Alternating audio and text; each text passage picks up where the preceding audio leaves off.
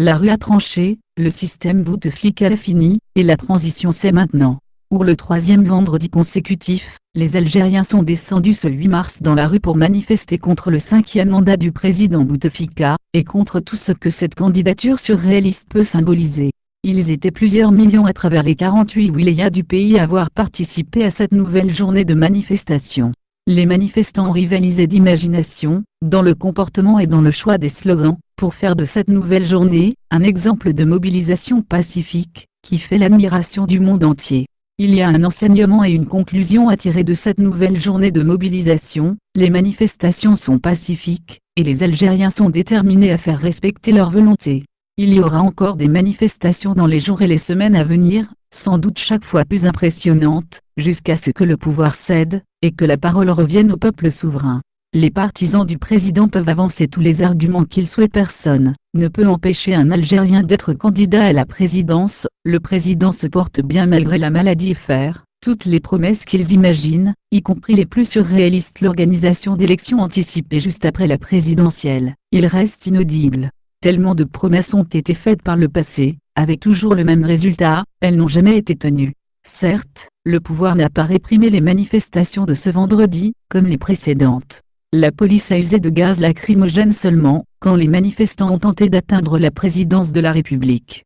Il n'y a rien de choquant dans cette réaction des forces de l'ordre. Un assaut sur la présidence est inutile et il risque de donner des arguments à ceux qui n'attendent que le moindre dérapage pour réprimer dans le sang. Mais l'absence de répression ne constitue pas une réponse durable aux demandes des manifestants. Ces derniers, au regard de leur nombre impressionnant, sont en droit d'attendre des réponses concrètes de la part du pouvoir. Il y a eu la lettre de Bouteflika annonçant des réformes et une élection présidentielle anticipée.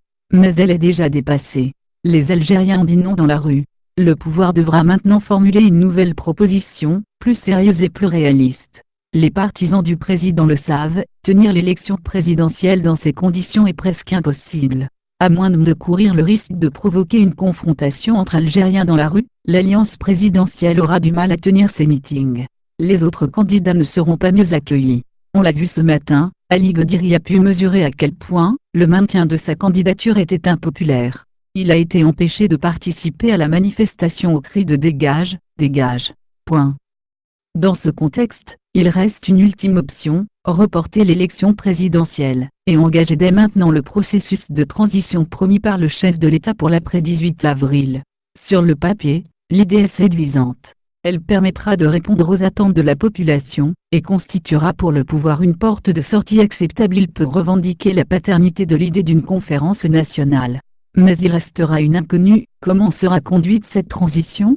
Les partisans du pouvoir verraient bien un processus mené par l'actuel chef de l'État. Une idée qui a très peu de chances d'être acceptée par la rue. Pour cette dernière, le règne de Bouteflika est déjà terminé. Il doit passer le flambeau et laisser les Algériens gérer leur transition. Par Loungemache. Le 08 mars 2019 à 18h10.